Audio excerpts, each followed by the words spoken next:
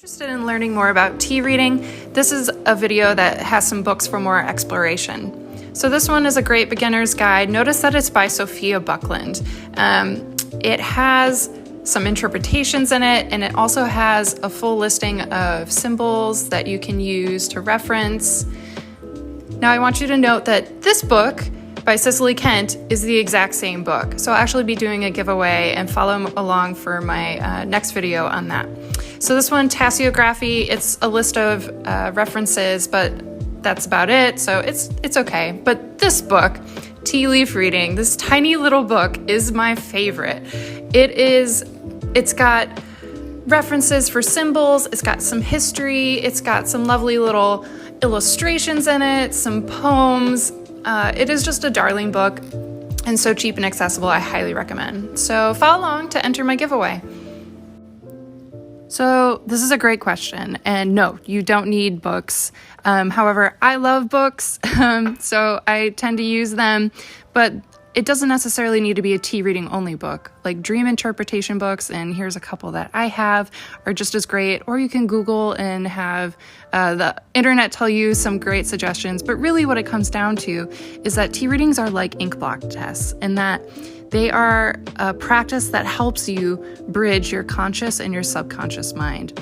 And what this comes from is psychology. So this is very Jungian, and I highly recommend reading into it more. Here's a quote that just really illustrates the magic of your subconscious and making it conscious. So explore more, and it really boils down to what is the personal meaning? What's meaningful for you?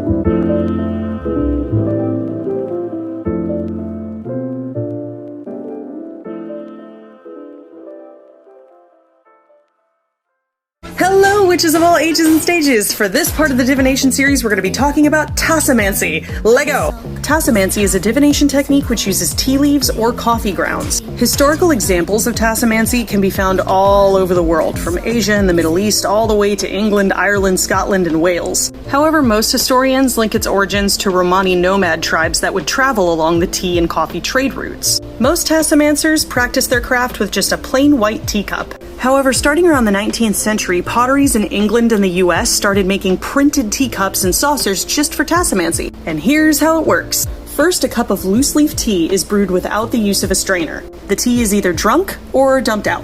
Then the Tasseomancer shakes the cup around and drains out all of the excess liquid. From there, the Tasseomancer looks for shapes in the tea leaves. Those shapes are either interpreted intuitively or using modern Western symbolism like this. You can also interpret coffee grounds in the same way. Give it a shot! Happy crafting! Here's a look at how I cleanse my tea leaf reading equipment. I'm sorry about the pink fluffy dressing gown in the reflection, I was already in my pyjamas. I use a lot of crystals in my cleansing work, so here I've used moonstone and clear quartz at the bottom of the teapot.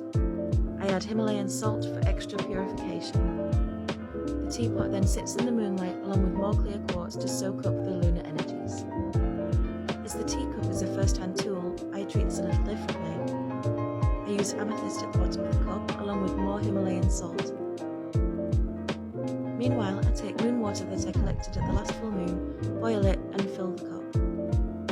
This is also left in the moonlight to completely cool before draining away.